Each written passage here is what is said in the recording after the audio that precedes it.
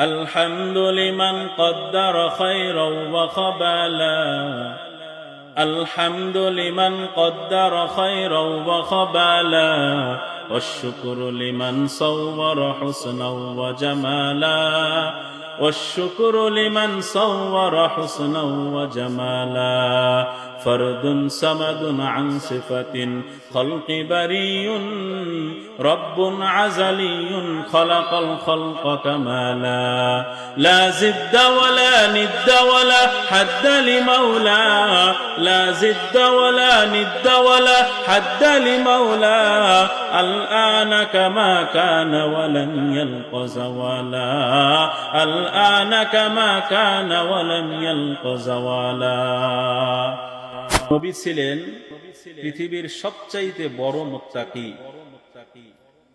সমস্ত সৃষ্টি জগতের মধ্যে হুজুর পাক সাল্লাল্লাহু আলাইহি সাল্লাতু ওয়াস সালাম হলেন সবচেয়ে বেশি এবং সবচেয়ে বড় মুত্তাকি।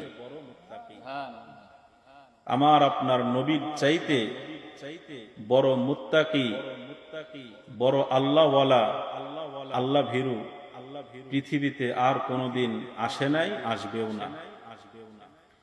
আল্লাহ পাক আমাদের সেই নবীর উম্মত হিসাবে দুনিয়াতে প্রেরণ করেছেন। আমরা বড়ই ভাগ্যবান, বড়ই নসিবওয়ালা মানুষ। আমরা আমাদের নবীর উপরে আল্লাহ রব্বুল আলামিন পবিত্র কোরআন নাজিল করেছেন,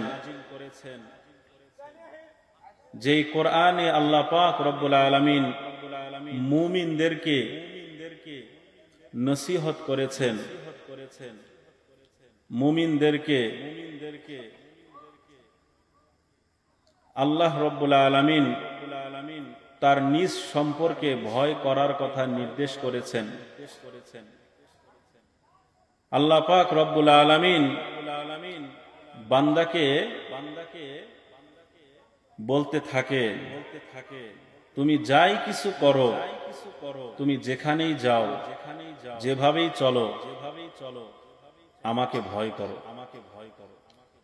আমাকে যদি তুমি ভয় করতে পারো তাহলে তুমি গুনাহের ধারের কাছেও যাইতে পারবা না। জোরে বলেন, যদি আল্লাহকে আমরা ভয় করি তাহলে আমরা গুনাহের কাজ করতে পারবো না। আল্লাহ পাক রব্বুল আলামিনকে কিভাবে ভয় করতে হবে আল্লাহ রব্বুল আলামিন পবিত্র কোরআনে পদ্ধতি শিখিয়ে দিয়েছেন। বিভিন্ন আয়াতে বিভিন্ন ভাবে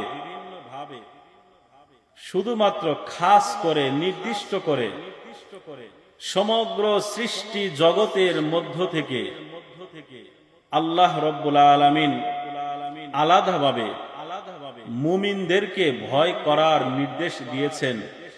মুমিনদেরকে আল্লাহ পাক রব্বুল আলামিন পথ দেখিয়ে দিয়েছেন। জোরে বলেন সুবহানাল্লাহ। আল্লাহ রব্বুল আলামিন পবিত্র কালামে ইরশাদ করেন, ইয়া আইয়ুহাল্লাযীনা আমানুত্তাকুল্লাহ يا أيها الذين آمنوا اتقوا الله ولتنظر نفس ما قدمت لغد واتقوا الله إن الله خبير بما تعملون। আল্লাহ পাক রব্বুল আলামিন এই আয়াতে আল্লাহ পাক রব্বুল আলামিন বলেন, হে ঈমানদারগণ, তোমরা আল্লাহকে ভয় করো। ওয়ালতানজুর নাফসুম মা কদ্দামাত লিগাদ, পরকালের জন্য, আখিরাতের জন্য কি পাঠিয়েছো। আল্লাহ পাক রব্বুল আলামিন মুমিনদেরকে বলতেছেন, হে মুমিনগণ, তোমরা আল্লাহকে ভয় করো এবং তারা যেন চিন্তা ভাবনা করে দেখে তারা পরকালের জন্য কি পাঠিয়েছে। পাঠানোর পরেও আল্লাহ পাক বলতেছেন ওয়াত্তাকুল্লাহ, পাঠানোর পরেও তোমরা আমাকে ভয় করো। ইন্নাল্লাহা খাবীরুম বিমা তা'মালুন, আল্লাহ পাক রব্বুল আলামিন বলেন, নিশ্চয়ই তোমাদের রব তোমরা যেই সকল কার্যকলাপ করো সব কিছু তোমাদের ব্যাপারে তিনি খবর রাখেন। জোরে বলেন সুবহানাল্লাহ।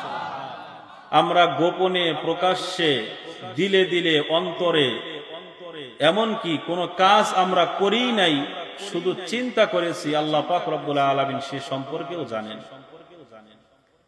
তিনি কে? জোরে বলেন তিনি কে?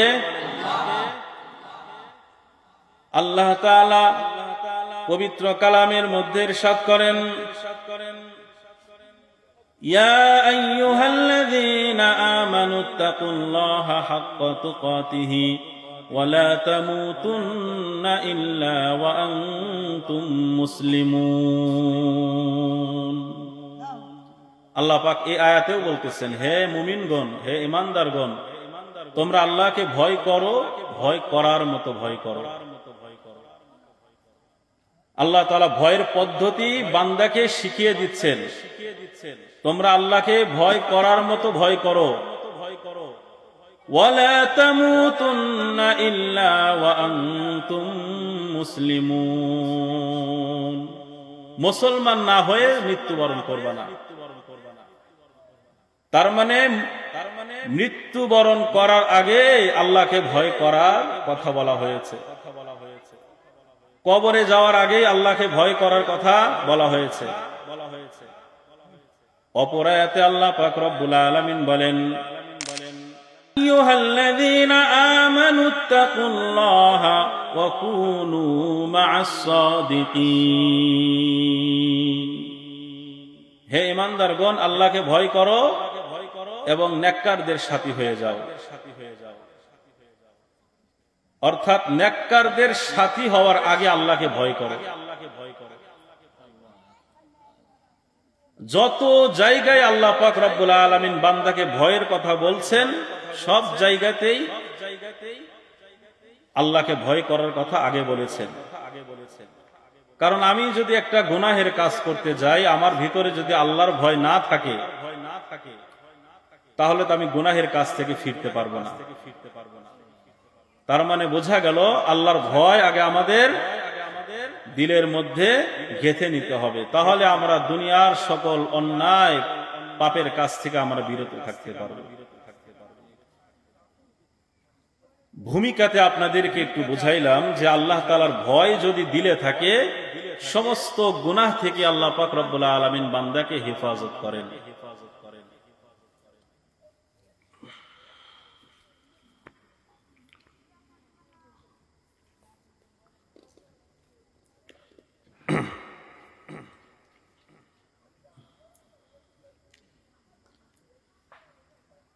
শুরুতে যেই কথা বলছিলাম যে আমাদের নবী হলেন সবচাইতে বড় মুত্তাকি। নবীর পরে সাহাবায়ে কেরাম রিদওয়ানুল্লাহি তাআলা আলাইহিম আজমাইন। আল্লাহ পাকের ভয় সাহাবীদের মধ্যে কেমন ছিল, আপনাদেরকে একটি ঘটনা শোনাইলে বুঝতে পারবেন। আল্লাহর নবীর একজন সাহাবী, তার নাম হলো সাঈদ ইবনে আমির আল জুমাহি রাদিয়াল্লাহু তাআলা আনহু। তিনি একজন দুনিয়া বিমুখ, আল্লাহ ভীরু, তাকওয়াবান একজন শাসক ছিলেন, গভর্নর ছিলেন। হযরতে ওমর ফারুক রাদিয়াল্লাহু তাআলা আনহু যখন খেলাফত মসনদে আমিরুল মুমিনিন হযরত ওমর ফারুক রাদিয়াল্লাহু তাআলা আনহুর নিকট সাঈদ ইবনে আমির আল জুমাহি রাদিয়াল্লাহু তাআলা আনহু একদিন আসলেন। এসে বলতেছেন, খলিফাতুল মুসলিমিন ওমর ফারুক, আপনি রাষ্ট্র পরিচালনা করেন, দায়িত্বের সাথে আপনি রাষ্ট্র পরিচালনা করুন, নয়তো আল্লাহ পাকের হাত থেকে আপনি বাঁচতে পারবেন না। হযরত ওমর ফারুক রাদিয়াল্লাহু তাআলা আনহু ওনার এই কথা শুনে আশ্চর্য হয়ে গেলেন যে আমি ওমরের মতো এমন একজন মানুষকে দায়িত্বের কথা বলতেছেন, তাহলে নিশ্চয়ই সে ব্যক্তি সৎ ব্যক্তি। কারণ সৎ না হইলে তো এত বড় একজন শাসককে উপদেশ দিতে পারেন না। ওমর রাদিয়াল্লাহু তাআলা আনহু বললেন, ঠিক আছে ভাই, আমাকে নসিহত না করে আমার কাজে তুমি সহযোগিতা করো। আমি তো এখন মদিনার শাসক,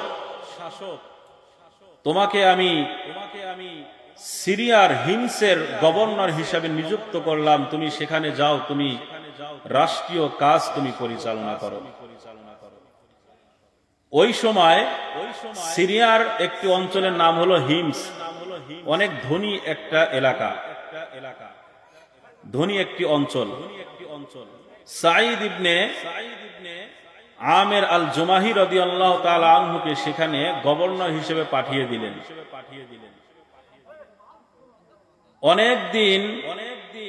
অনেকদিন তিনি সেখানে দায়িত্ব পালন করার পর সেখান থেকে কিছু মানুষ মদিনায় আসলেন। ওমর ফারুক রাদিয়াল্লাহু তাআলা আনহুর কাছে আসলেন, তার এলাকার অবস্থা খুলে বলতেছেন। ওমর ফারুক রাদিয়াল্লাহু তাআলা আনহু বললেন, তোমাদের এলাকার অবস্থা খুলে বলো, তোমরা কি হালতে আছো? তখন তারা নিজেরা দরিদ্র গরিব, এমন কিছু অনুদান বরাদ্দ করে দেই, তোমাদের গভর্নর সাঈদ ইবনে আমের আল জুহানি আল জুমাহি রাদিয়াল্লাহু তাআলা আনহু তোমাদেরকে এগুলো বন্টন করে দিয়ে। গরিবদের লিস্টি করতে গিয়ে সর্বপ্রথম হিমসের গভর্নর সাঈদ ইবনে আমের আল জুমাহি রাদিয়াল্লাহু তাআলা আনহু ওনার নাম লিস্টের উপরে লিখলেন। হযরত ওমর ফারুক রাদিয়াল্লাহু তাআলা আনহু গরিবদের লিস্টি দেখলেন। লিস্টি দেখার পরে দেখলেন প্রথমেই হিমসের গভর্নর সাঈদ ইবনে আমের আল জুমাহি রাদিয়াল্লাহু তাআলা আনহুর নাম। হযরত ওমর রাদিয়াল্লাহু তাআলা আনহু লিস্টের দিকে তাকিয়ে আছেন তো তাকিয়ে আছেন,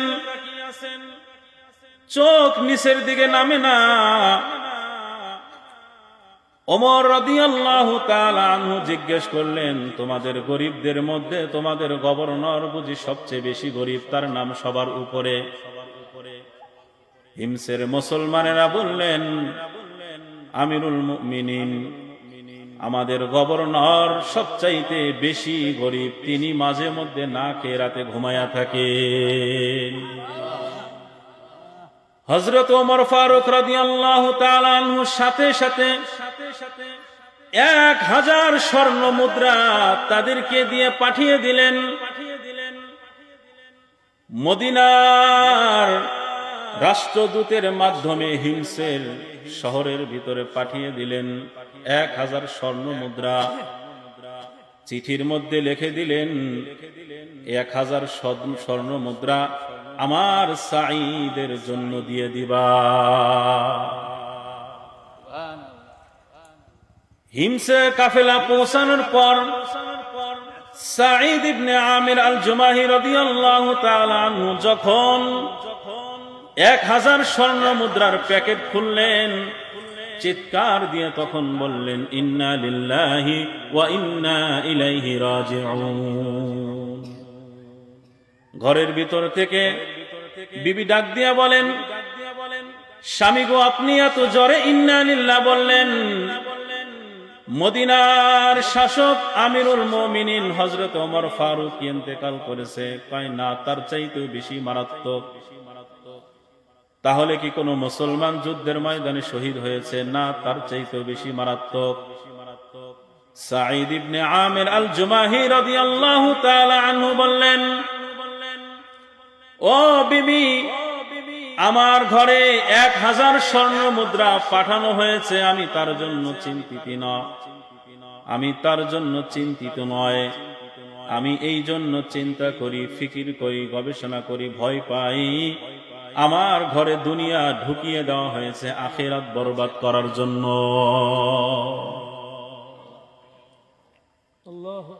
সাঈদ ইবনে আমির আল জুমাহি রাদিয়াল্লাহু তাআলা আনহু বিবিকে বললেন, এই 1000 স্বর্ণ মুদ্রা হিমসের সমস্ত জনগণের মধ্যে বন্টন করে দাও।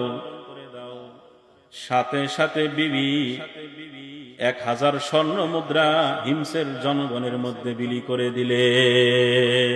চিৎকার দিয়ে বলেন সুবহানাল্লাহ। 1000 স্বর্ণ মুদ্রা তখনকার কাল আর এখনকার হিসাব করলে প্রায় 5.5 কোটি টাকার উপরে হয়। শাসক যদি আল্লাহওয়ালা হয়, নিজের জন্য বরাদ্দটা জনগণের জন্য দিয়ে দেয়। জোরে বলেন ঠিক না ঠিক? আর শাসক যদি বেঈমান হয়, শাসক যদি জুলুমকারী হয়, জালেম হয়, শাসক যদি চোর হয়, বাটপার হয়, শাসক যদি দুর্নীতিবাজ হয়, শাসক যদি জালেম হয়, শাসক যদি দুর্নীতিবাজ হয়, তাহলে জনগণের টাকা মেরে বিদেশের বাড়িতে বাড়ি বানায়। জোরে বলেন ঠিক না ঠিক? ঠিক বললেও ঠিক, না বললেও ঠিক। শাসক যদি মুত্তাকি হয়, আল্লাহওয়ালা হয়, নিজেরটাও বরাদ্দ নিজের জন্য এটাও জনগণের মাঝে বিলিয়ে দেয়। আর শাসক যদি চোর হয়, বাটপার হয়, দুর্নীতিবাজ হয়, টেন্ডারবাজ হয়, এরা নিজেরটা তো মারবেই, জনগণেরটাও এরা মেরে বিদেশের বাড়িতে বাড়ি বানায়। এই জন্য আল্লাহর কাছে দোয়া করবেন, আল্লাহ আমাদের দেশে একজন ন্যায়পরায়ণ মুত্তাকি আল্লাহ ভীরু শাসক তুমি দান করো। হযরত ওমরের মতো শাসক তুমি দান করো। সাঈদ ইবনে আমর আল জুমাহি রাদিয়াল্লাহু তাআলা আনহুর মতো শাসক দান করো। মদিনা থেকে রাষ্ট্রদূত যেই হাদিয়াগুলো নিয়ে আসছিলেন, উনি কাণ্ডগুলো দেখে অবাক।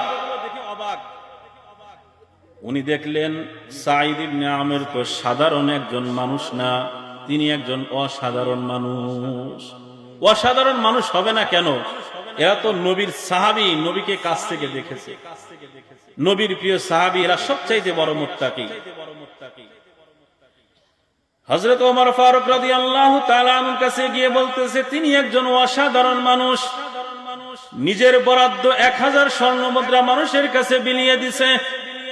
হযরত ওমর বললেন, দ্বিতীয়বার আবার 1000 স্বর্ণ মুদ্রা তার জন্য পাঠিয়ে দাও। দ্বিতীয়বার আরো 1000 স্বর্ণ মুদ্রা তার জন্য পাঠিয়ে দেওয়া হলো। এবার বিবি বলতেছে, শুধু মানুষকেই দান করবেন, নিজের জন্য কিছু রাখবেন না। সাঈদ ইবনে আমর আল জুমাহি রাদিয়াল্লাহু তাআলা আনহু বলতেছেন, যদি রাখতে মন চায় তাহলে রাখো, কিন্তু রাখবা কোথায়? আমাদের ঘর তো ভাঙা, চুরি হয়ে যাবে, ডাকাতি হয়ে যাবে।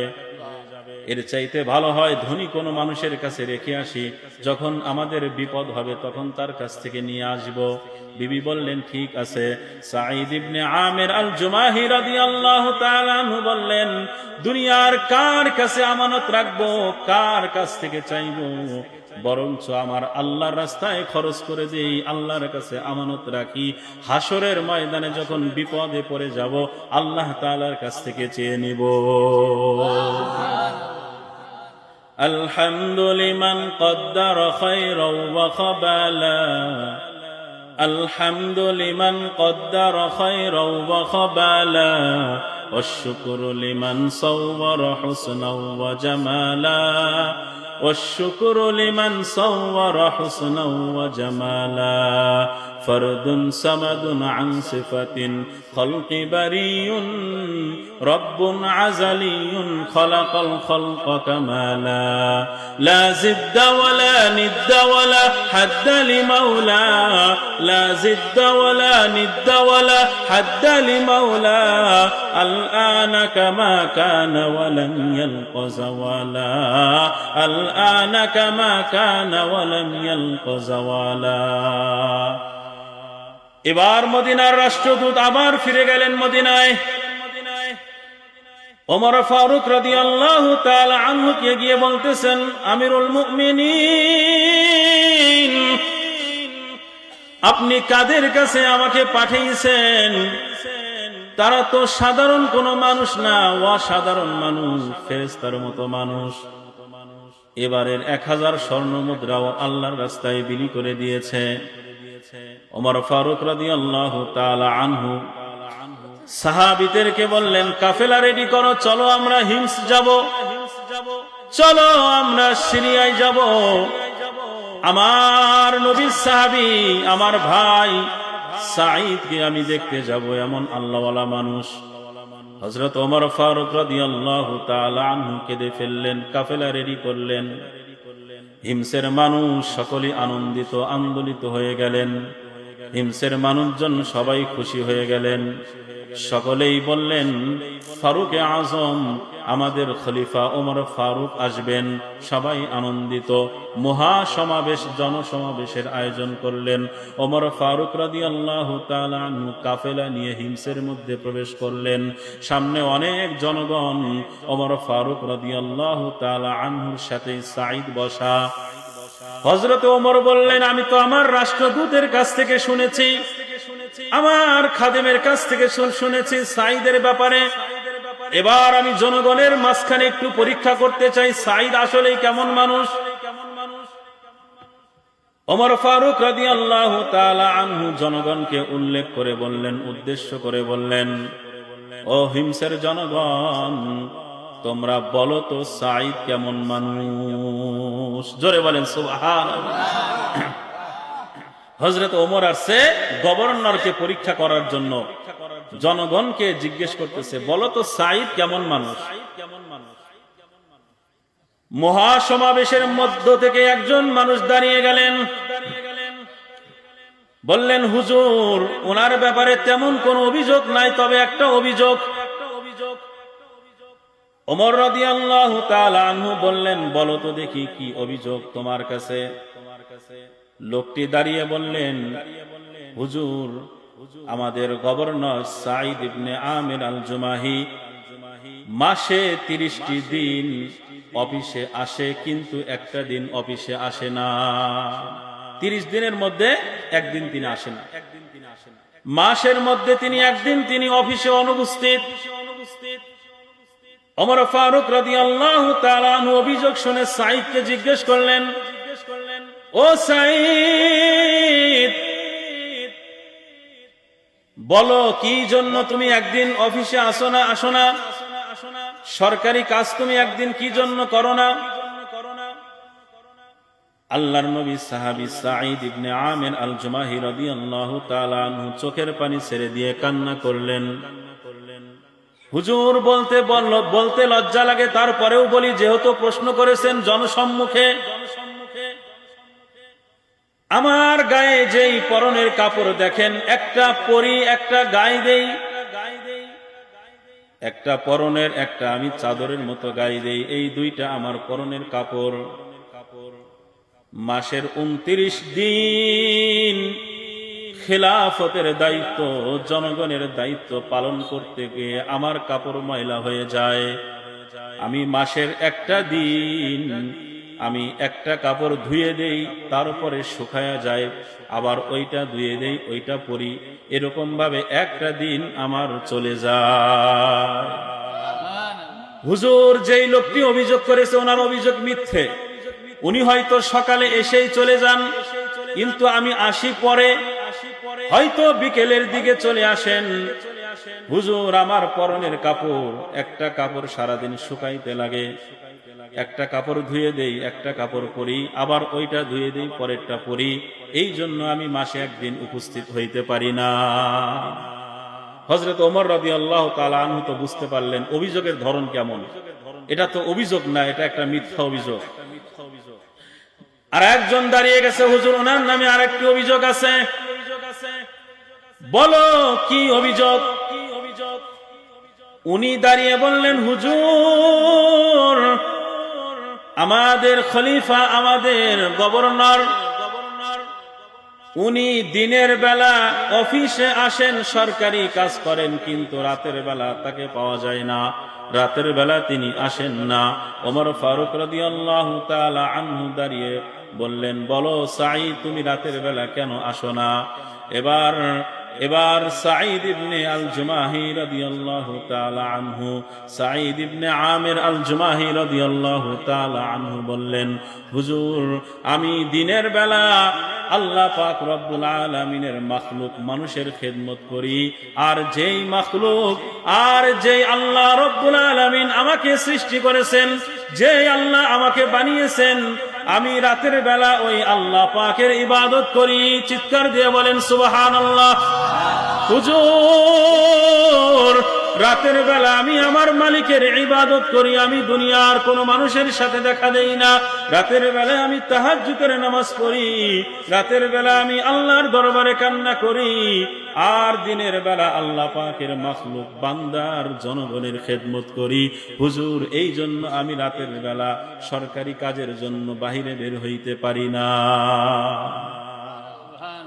হযরত ওমর রাদিয়াল্লাহু তাআলা আনহু এই কথা শোনার পরে কান্না করে দিলেন, হায় আমার আমলে এমন একজন আল্লাহওয়ালা মানুষ, আল্লাহওয়ালা মানুষ, আল্লাহ ভীরু মানুষ।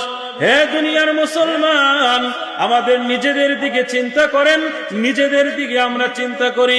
আমাদের এই হায়াতের জীবনে আমরা কতটুকু সময় আমার আল্লাহকে দিলাম? ফজরের নামাজ পড়ার সময় পাইলাম না, জোহরের নামাজ পড়ার সময় পাইলাম না, আসরের নামাজ পড়ার সময় পাইলাম না, এশার নামাজ পড়ার সময় পাইলাম না। আমার হায়াতের একটা অংশ ফেসবুকে গেল, আমার হায়াতের একটা অংশ মোবাইলের মধ্যে গেল, আমার হায়াতের একটা অংশ ইউটিউবের মধ্যে গেল, আমার হায়াতের একটা অংশ কৃষিকাজের মধ্যে চলে গেল, আমার হায়াতের অংশ ছেলে সন্তানের পিছনে গেল, স্ত্রীর পিছনে গেল, বিবির পিছনে গেল, ভাইয়ের পিছনে গেল, বন্ধুর পিছনে গেল, চায়ের আড্ডায় আমার জীবনটা চলে গেল। আমার জীবনটাকে কি আমি আমার রবের জন্য কতটুকু সময় ব্যয় করেছি? চিন্তা করার দরকার আছে না নাই? আমার জীবনটাকে আমি কতটুকু সময় আল্লাহ রাস্তায় ব্যয় করেছি? পাক রব্বুল আলামিন বলেন, ইয়া আইয়ুহাল ইনসান, ইয়া আইয়ুহাল ইনসানু মা গররাকা বিরাব্বিকাল কারীম।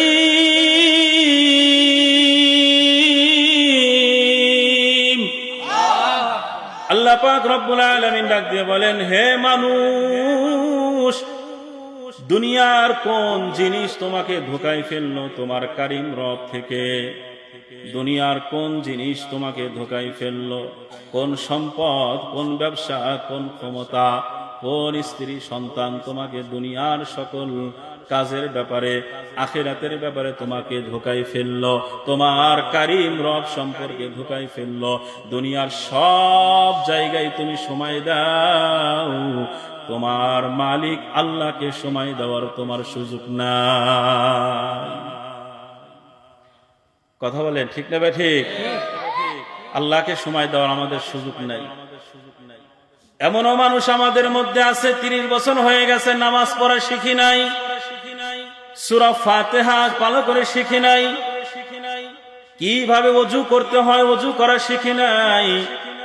নিজের জীবনটাকে শেষ করে দিলাম, আল্লাহর জন্য জীবনটাকে ব্যয় করতে পারলাম না।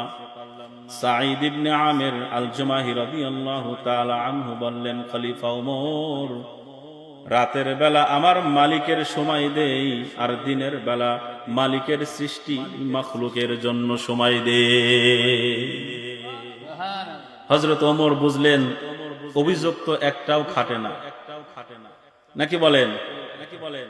আর আমাদের অবস্থা যদি জিজ্ঞেস করতো তাহলে আমাদের কত অভিযোগ থাকতো, তাই না? 3 নম্বর ব্যক্তি দাঁড়িয়েছেন, হুজুর আমার একটা অভিযোগ। কি অভিযোগ? বলতেছে আমাদের গভর্নর মাঝে মধ্যে বেহুশ হয়ে যায়। ওমর রাদিয়াল্লাহু তাআলা আনহু ডাক দিয়ে বললেন, হে সাঈদ, রাষ্ট্র পরিচালনা কাজের জন্য তো বেহুশ হওয়া যাবে না। রাষ্ট্র পরিচালনার জন্য বেহুশ হলে তো তুমি রাষ্ট্র পরিচালনার জন্য আনফিট। সাঈদ ইবনে আমির আল জুমাহি রাদিয়াল্লাহু তাআলা আনহু ডাক দিয়ে বলতেছেন, খলিফাতুল মুসলিমিন ওমর ফারুক, আমি তো এমনি এমনি বেহুশ হই না। মক্কার খাব্বাবের ঘটনা, শহীদ হওয়ার ঘটনা আমার যখন মনে পড়ে তখন আমি বেহুশ হয়ে যাই। সাঈদ ইবনে আমির আল জুমাহি রাদিয়াল্লাহু তাআলা আনহু বললেন, খলিফাতুল মুসলিমিন ওমর ফারুক রাদিয়াল্লাহু তাআলা আনহু, হুজুর আমি এমনি এমনি বেহুশ হই না, যখন খাব্বাবের কথা মনে পড়ে যায়, শহীদ হওয়ার করুণ কাহিনী মনে পড়ে যায়, তখন আমি শহীদ হয়ে যাই। খাব্বাব রাদিয়াল্লাহু তাআলা আনহুকে যখন মক্কা থেকে ধরে নিয়ে আসলো কাফের বেঈমান মুশরিকরা, তখনকার শাস্তি ছিল শুলিতে চড়ানো। খাব্বাব রাদিয়াল্লাহু তাআলা আনহুকে শুলিতে চড়ায়া দিছে, 2 হাত পেরেক গাড়ছে, 2 হাতের ভিতরে পেরেক ঢুকাইয়া খামের সাথে আটকায় রাখছে। আর খাব্বাবকে অপশন দিচ্ছে, হে খাব্বাব, আরবের কাফের মুশরিক বেঈমানরা বলতেছেন, হে খাব্বাব তোমাকে ছেড়ে দিতে পারি, একটা শর্ত, তোমার নবী মুহাম্মদকে যদি তোমার জায়গায় এনে দাও, তুমি শুধু মুখ দিয়ে বলো আমাকে ছেড়ে দাও, আমার জায়গায় মুহাম্মদকে এনে শাস্তি দাও, তাহলে তোমাকে আমরা ছেড়ে দিব। খাব্বাব রাদিয়াল্লাহু তাআলা আনহু জানেন যে নবী সাল্লাল্লাহু আলাইহি সাল্লাতু ওয়াস সালাম তিনি মদিনায় আশিকে রাসূলদের মাঝখানে থাকেন। আশিকে রাসূলদের মাঝখান থেকে নবীকে যদি কেউ আনতে যায়, নিজের জীবনটা পর্যন্ত দিয়ে দিবে, তবুও নবীকে তারা ছাড়বে না। জোরে বলেন ঠিক না ভাই? ঠিক। আমাদের মতো জিলাপি খাওয়ার আশিকে রাসূল না, আমাদের মতো খিচুড়ি খাওয়ার আশিকে রাসূল না। যুদ্ধের ময়দানে যখন রাসূলের দিকে কাফেররা যখন তীর মারা শুরু করে দিছে, সাহাবায়ে কেরাম রিদওয়ানুল্লাহি তাআলা আলাইহিম আজমাইন নিজের বুক, নিজের পিঠ রাসূলুল্লাহকে মাঝখানে রেখে চতুর্দিক থেকে বৃষ্টির মতো তীর আসতে থাকে। সাহাবায়ে কেরামের বুকের মাঝে তীর লাগে, তবুও নবীর বুকে একটি তীর লাগতে দেয় না। খাব্বাব জানে নিজের জান বাঁচানোর জন্য বলতে পারতেন, ঠিক আছে আমাকে ছেড়ে দাও, নবীকে তোমরা নিয়ে আসো, কিন্তু তিনি বলেননি। তিনি কেমন উত্তর দিছে? তিনি বললেন, আমি খাব্বাবের সামনে আমার নবীর পায়ে যদি একটা কাঁটা বেঁধে, এটাও আমি খাব্বাব সহ্য করতে পারবো না। এরে বেঈমানের দল, কাফের দল, তোদের যা মন চায় আমি খাব্বাবের সাথে কর। জোরে বলেন সুবহানাল্লাহ। সাঈদ ইবনে আমির আল জুমাহি রাদিয়াল্লাহু তাআলা আনহু বলেন, তখন আমি মুসলমান হই নাই, দূরে দাঁড়িয়ে আছি, খাব্বাবের আমি শহীদ হওয়ার ঘটনা দেখতেছি। এই কথা বলার পরে খাব্বাব রাদিয়াল্লাহু তাআলা আনহুকে খামের সাথে আটকায় দেওয়া হলো। এক বেঈমান মুশরিক কাফের পিছন থেকে খাব্বাব রাদিয়াল্লাহু তাআলা আনহুর কানটা কেটে দিলেন, আর একজন তরবারি আঘাত দিয়ে নাক কেটে দিলেন, আর একজন শরীরের মধ্যে খোঁচা দিতে থাকে। এমন কষ্ট দিয়ে দিয়ে হযরতে খাব্বাব রাদিয়াল্লাহু তাআলা আনহুকে শহীদ করলেন। সাঈদ ইবনে আমির আল জুমাহি রাদিয়াল্লাহু তাআলা আনহু বলেন, ওই দিন খাব্বাব আল্লাহর কাছে বদদুয়া করেছিলেন, রব্বুল আলামিন আপনি তাকায়া তাকায়া দেখেন, আপনি গুনে গুনে রাখেন, যেই সকল মুশরিকেরা, যেই সকল কাফেররা আমাকে শহীদ করলো, এত কষ্ট দিয়ে আমাকে কষ্ট দিচ্ছে, এত কষ্ট দিয়ে আমাকে শহীদ করতেছে, রব্বুল আলামিন হাসরের ময়দানে আপনি একটাকেও ছাড়বেন না। সাঈদ ইবনে আমির রাদিয়াল্লাহু তাআলা আনহু বললেন, আজকের বদদুয়া হয়তো যদি আল্লাহর দরবারে কবুল হয়ে যায়, তাহলে হাসরের ময়দানে খাব্বাব যদি ডাক দিয়ে বলে, ও সাঈদ তুমি আমার ভাই, আমার প্রতি তোমার দরদ লেগেছিল, মায়া লেগেছিল, তুমি আমাকে দূর থেকে দেখে দেখে তুমি দূরে চলে গিয়েছিলে, আমার পক্ষে তুমি কথা বলো নাই, আমাকে তুমি ছাড়ানোর জন্য চেষ্টা করো নাই, তুমি কাফের মুশরিকদের মতো তুমি দূরে দাঁড়িয়েছিলে। সাঈদ ইবনে আমির রাদিয়াল্লাহু তাআলা আনহু বলেন, এই চিন্তায়, এই পেরেশানে আমি অস্থির হয়ে যাই। হাসরের ময়দানে যদি খাব্বাব বলে, ও সাঈদ, তুমি আমার পক্ষে কথা বলো নাই, তুমি দূর থেকে দূরে চলে গেছো। হযরতে সাঈদ ইবনে আমির রাদিয়াল্লাহু তাআলা আনহু এই ঘটনা দেখার পরে সরাসরি মক্কায় গিয়ে মুসলমান হয়ে যায়। এই জন্য মুসলমান ভাই, আল মুসলিম আখুল মুসলিম, এক মুসলমান আর এক মুসলমানের ভাই। আমরা বাংলাদেশে বসবাস করি, নামাজ পড়া কষ্ট নাই, রোজা রাখা কষ্ট নাই, দিনের পথে চলা কষ্ট নাই, কিন্তু ফিলিস্তিনের মুসলমানদের দিকে তাকিয়ে দেখেন, ফিলিস্তিনের মা সন্তান হারা, ফিলিস্তিনের মা স্বামী হারা, ফিলিস্তিনের ভাই ভাই হারা, ফিলিস্তিনের মানুষেরা ভিটা মাটি হারা।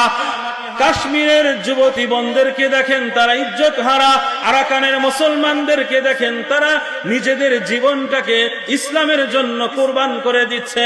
হাসরের ময়দানে যদি এই সকল লোক, ফিলিস্তিনের মানুষগুলো যদি আল্লাহর দরবারে মামলা দায়ের করে, ওগো আল্লাহ,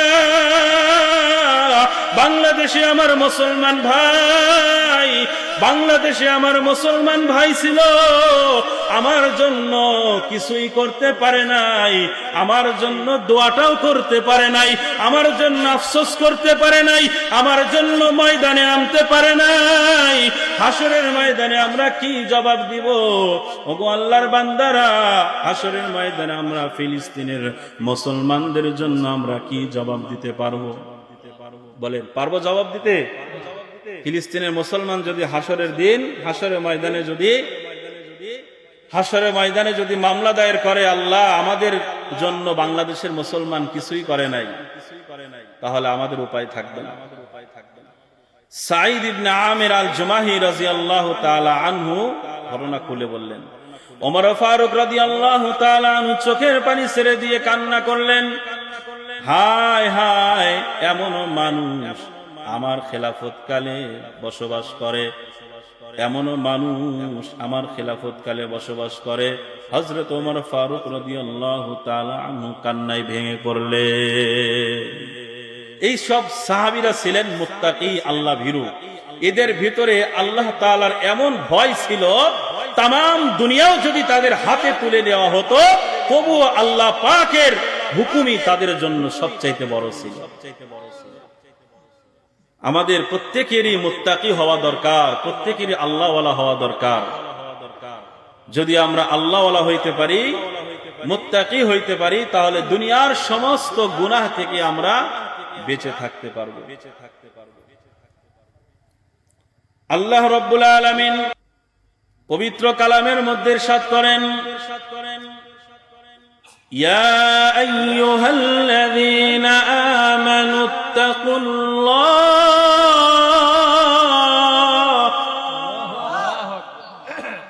ওয়ালতানযুর নাফসুম মা قدمت لغد واتقوا الله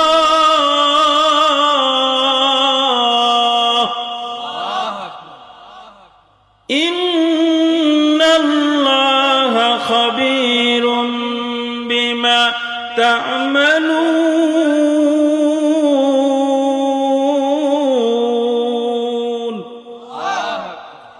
আল্লাহ পাক রব্বুল আলামিন বলেন, হে ইমানদারগণ, মুমিনগণ, তোমরা আল্লাহকে ভয় করো এবং পরকালের জন্য কি পাঠিয়েছো চিন্তা ফিকির করো। দেখো পরকালের জন্য তুমি কি পাঠাইলা, কয়বার সুবহানাল্লাহ পাঠাইলা, কয়বার আলহামদুলিল্লাহ পাঠাইলা, কয়বার আল্লাহু আকবার পাঠাইলা, কয় ওয়াক্ত নামাজ পাঠাইলা, কয় বছর রোজা পাঠাইলা, জীবনের কয়টি হজ আল্লাহর দরবারে পাঠাইলা, কয়টি উমরা আল্লাহর দরবারে পাঠাইলা, কি পাঠাইছো তোমরা চিন্তা ফিকির করতে থাকো আর আল্লাহকে ভয় করো।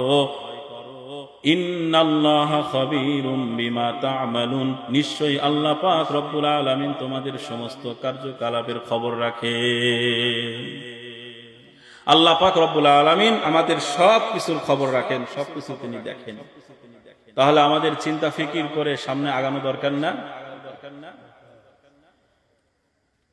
আল্লাহর নবী মুসা, পয়গম্বর মুসা আলাইহিস সালাতু ওয়াস সালাম মাঝে মধ্যেই আল্লাহর সাথে কথা বলার জন্য তুর পাহাড়ে যান। মাঝে মধ্যেই তিনি আল্লাহ তাআলার সাথে কথা বলার জন্য তুর পাহাড়ে যান।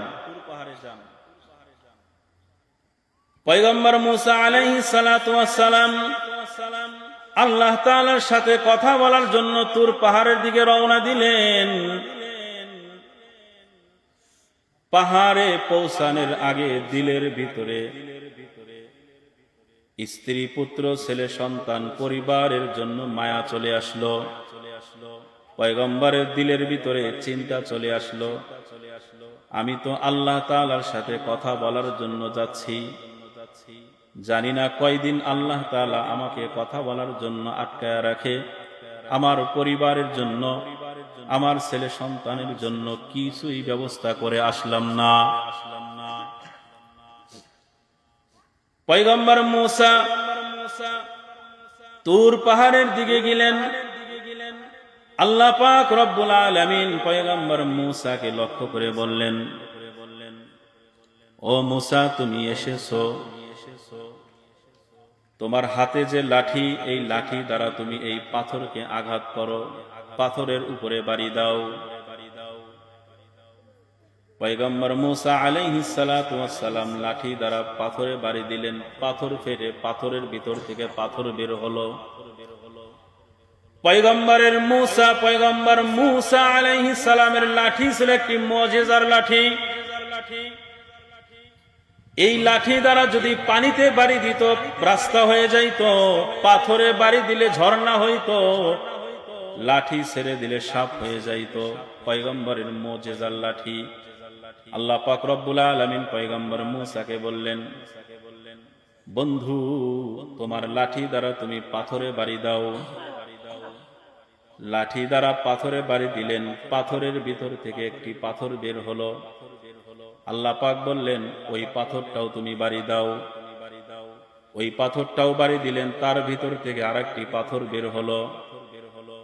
আল্লাহ পাক বললেন, এই পাথরটাও তুমি বাড়ি দাও।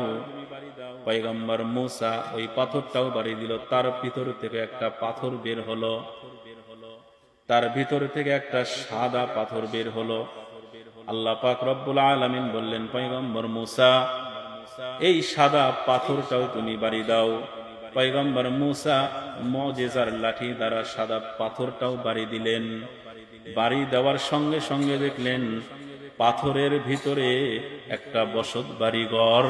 ওই বাড়ির ভিতরে একটা পিপিলিকা বসবাস করে। পয়গম্বর মূসা আলাইহিস সালাতু ওয়াস সালাম আশ্চর্য হয়ে গেলেন। আল্লাহ পাক রব্বুল আলামিন বললেন, হে পয়গম্বর মূসা, শুধু পিপিলিকা দেখলেই চলবে না, তুমি ওই পিপিলিকার কাছে তোমার কানটা নিয়ে যাও। তোমার কানটা পিপিলিকার কাছে তুমি লাগাও। পয়গম্বর মূসা নিজের কান পিপিলিকার কাছে নিয়ে লাগাইলেন। এই পিপিলিকাটা আল্লাহ পাকের তাসবিহ পড়তেছে,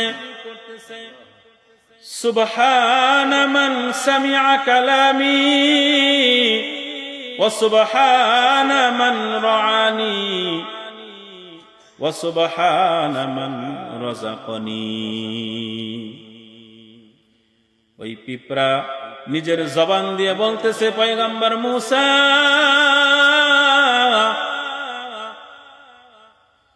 পাথরের ভিতরে পাথর, পাথরের ভিতরে পাথর, পাথরের ভিতরে পাথর, তার ভিতর আমি।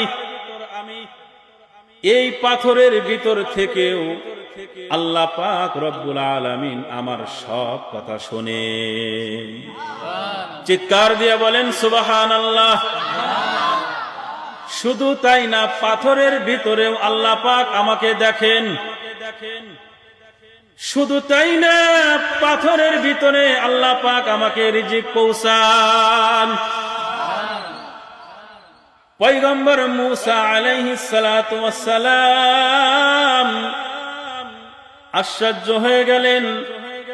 আল্লাহ পাকের কাছে ক্ষমা চাইলেন, মাপ চাইলেন। আল্লাহ পাক রব্বুল আলামিন ডাক দিয়ে বললেন, হে পয়গম্বর মূসা, তুমি শুনে নাও। তুমি আমার সাথে কথা বলার জন্য আসবা, তোমার পরিবার না খেয়ে থাকবে। তুমি চিন্তা করছো আমি আল্লাহ পাক রব্বুল আলামিন পাথরের ভিতরে পাথর, পাথরের ভিতরে পাথর, তার ভিতরে পাথর, তার ভিতরে আমি আল্লাহ পাক সময় মতো তাকে রিজিক পৌঁছাই। আর তুমি মূসা তোমার রবের সাথে কথা বলার জন্য আসবা, তুমি আমার কালিম, তুমি আমার কালিম, তুমি আমার প্রিয় মাহবুব পয়গম্বর।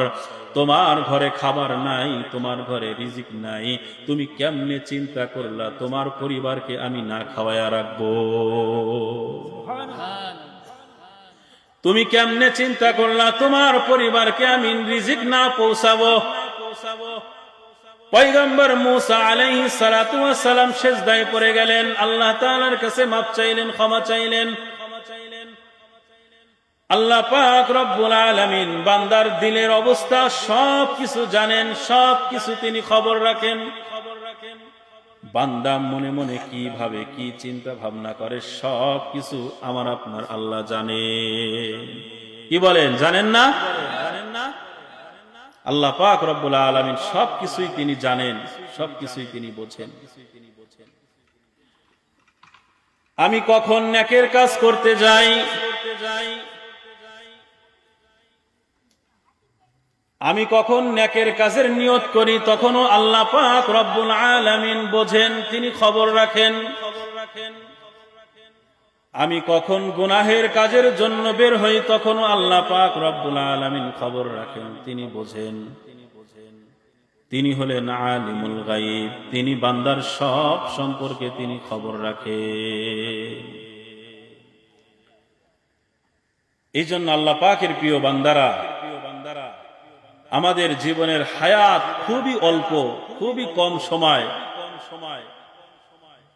আমাদের এই হায়াতকে যদি আমরা আল্লাহর কাজে আমরা না খাটাই, তাহলে আমাদের আল্লাহ পাকের হাত থেকে বাঁচার কোনো উপায় নাই। আমাদের এই হায়াতের অংশ বলেন তো আল্লাহর জন্য ব্যয় করা দরকার আছে না নাই? আমাদের নামাজ পড়া দরকার আছে না নাই? ভালো কাজ করা দরকার আছে না নাই? সাহাবায়ে কেরাম রাদিয়াল্লাহু তাআলা আলাইহিম আজমাইন তারা কেমন ছিল? যখন কালেমা পড়েছে, ঈমান এনেছে, কালেমা পড়ার পরে, ঈমান আনার পরে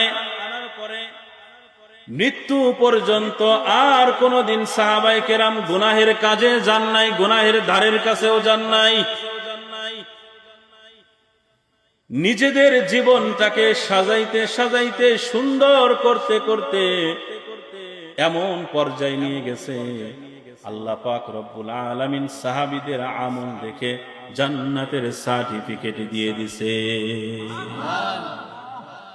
সাহাবায়ে কেরাম ঈমান আনার পরে তাদের আমলকে শুধু বাড়াইতে থাকে। নবীর কাছ থেকে যেই হাদিস শুনেছে সেটাই মানে, যেই কোরআনের আয়াত শুনে সেটাই শোনে, গুনাহের কাছে যায় না, গুনাহের দ্বারের কাছেও যায় না। আর আমরা গুনাহ করতে করতে নিজেদের জীবনটাকে শেষ করে দিলাম, গুনাহ করতে করতে নিজেদের জীবনটাকে বরবাদ করে দিলাম। কখন জানি আমার সামনে মালাকাল মাউত আজরাইল, কখন জানি আমার সামনে মালাকাল মাউত আজরাইল আলাইহিস সালাতু ওয়াস সালাম হাজির হয়ে যায়।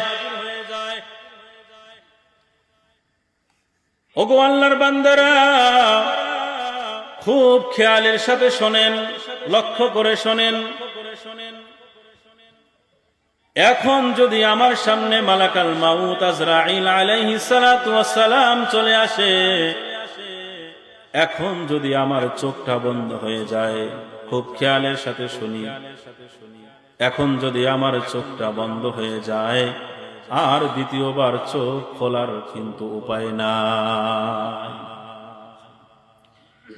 এখন যদি এই মজলিসের ভিতরে চক্ষুটা বন্ধ করি, কিছুক্ষণ পরে তাকাইলে সবকিছু দেখতে পারি। যদি আমার মওত এসে যায়, মালাকাল মাউত যদি আমাকে ধরে ফেলে, তাহলে আর কিছুই দেখার ক্ষমতা নাই। ওগো আল্লাহর বান্দারা, খেয়াল করে দেখি, চক্ষুটা বন্ধ করি, মাথাটা নিচের দিকে ঝুঁকাইয়া দেই। আমি মসজিদের মাইকে এলান হয়ে যাবে, আব্দুর রহিম আব্দুল করিম আর দুনিয়াতে নাই। আমাকে সবাই মিলে গোসল দিবে। কার জানি কাফনের সাদা কাপড় মহিষাসী বাজারে আসিয়া গেছে, কার জন্য জানি বাঁশের সোপের বাঁশটা রেডি হয়ে গেছে, কার জানি কবরটা প্রস্তুত হয়ে গেল। আমি যদি এখন মরে যাই, লাশ হয়ে যাই, আমাকে সবাই গোসল দিবে। বড়ই পাতা গরম জলে গোসল দিয়ে সাদা কাপনের কাপড় পরাইয়া দিবে। আমার আপনার লাশটা মসজিদের মাঠে নিয়ে জানাজার নামাজ পড়াবে। আমার আপনার জানাজার নামাজ পড়াইয়া কবরস্থানের দিকে নিয়ে যাবে। কবরের মধ্যে 3 জন মানুষ নামবে। আমার আপনার লাশটা কবরের ভিতরে ঢুকাইয়া দিবে। ওই কবরে বিছানা নাই, কবরে বালিশ নাই, কাঁথা নাই, সাথী নাই, কেউ নাই, কেউ নাই। ওই অন্ধকার কবরে একা একা কেমনে থাকবো? আল্লাহ রাসূল সাল্লাল্লাহু আলাইহি সাল্লাতু ওয়াসসালাম বলেন, আল কবরু রাউযাতুম মিন রিয়াজিল জান্নাহ আও হুফরাতুম মিন হুফারিন নার। কবরটা কারোর জন্য জান্নাতের বাগান, কারোর জন্য জাহান্নামের গর্ত।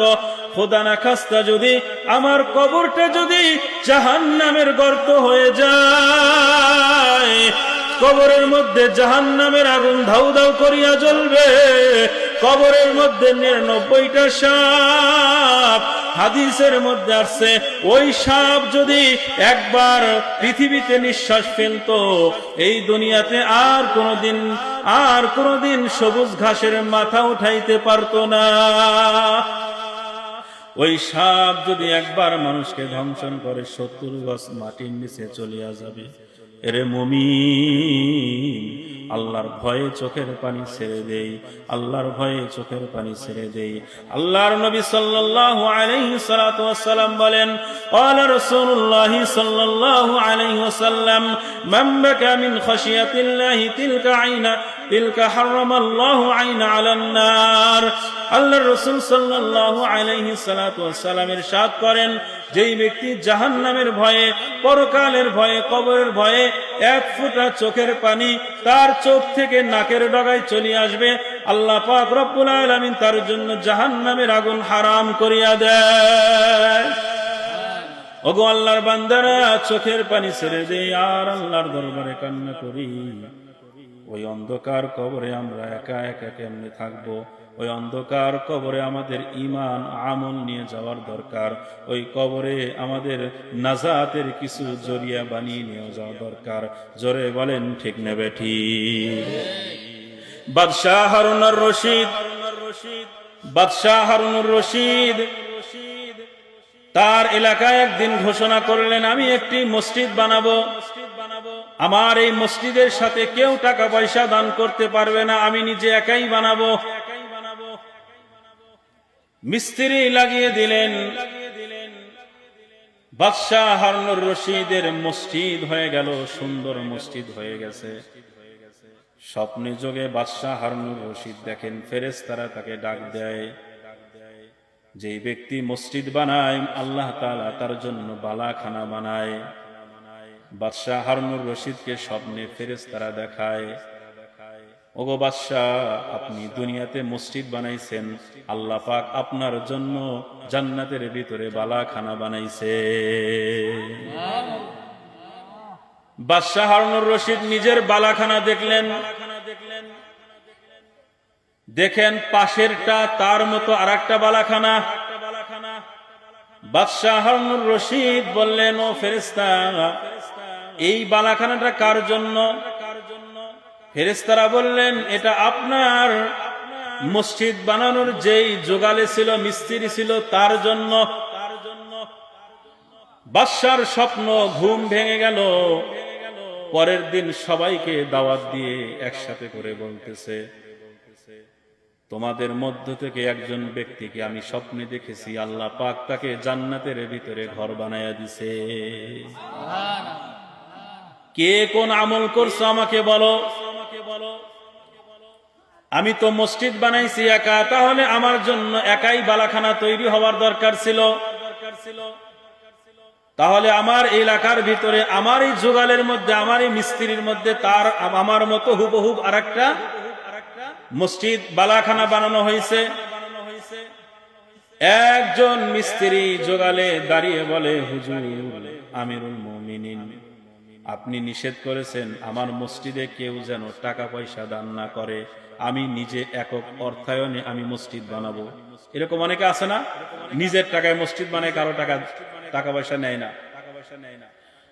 একজন জোগালদার মিস্ত্রি দ্বারা বলে, হুজুর আপনি দামি দামি পাথর দ্বারা মসজিদ বানাইবেন, আমার সামর্থ্য নাই আপনার মতো এত সুন্দর একটা মসজিদ বানাবো। আমার বাবার ভিটা মাটি কূপ খনন করার পরে কূপের ভিতর থেকে আপনার পাথরের মতো কয়েকটা পাথর বের হয়েছে। আমি রাতের বেলা কাজের ফাঁকে ওই পাথরগুলো আপনার পাথরের ভিতরে ঢুকায়া দিয়ে মসজিদের ভিতরে লাগিয়ে দিছি। আল্লাহ পাক রব্বুল আলামিন এই আমলের বদৌলতে আল্লাহ পাক রব্বুল আলামিন একজন গরিব একজন মিস্ত্রি যেই বাদশার জন্য মসজিদ বানাইছে, দামি মসজিদ বানাইছেন, আল্লাহ পাক রব্বুল আলামিন বাদশার মতো তিনি 1000 কোটি টাকা খরচ করে তিনি মসজিদ বানাইছে। আর জোগালে অল্প তার সামর্থ্য অনুযায়ী 3টা পাথরের টুকরা বাদশার এই মসজিদের ভিতরে ঢুকায়া দেওয়ার কারণে আল্লাহ পাক রব্বুল আলামিন হুবহু একই রকম জান্নাতের ভিতরে তার জন্য একটি বালাখানা তৈরি করেছেন। তাহলে আমাদের সামর্থ্য অনুযায়ী আল্লাহর ঘর মসজিদের মাহফিলে আমরা বসেছি, তাহলে এই মসজিদের জন্য আমাদের সামর্থ্য অনুযায়ী আমরা যে যেমন পারি আমরা দান খয়রাত করব তো ইনশাআল্লাহ। হাতখানা আমরা আল্লাহর দরবার উঠিয়ে দেখি কে কে আমরা দান করব। সবাই প্রায় আমরা হাত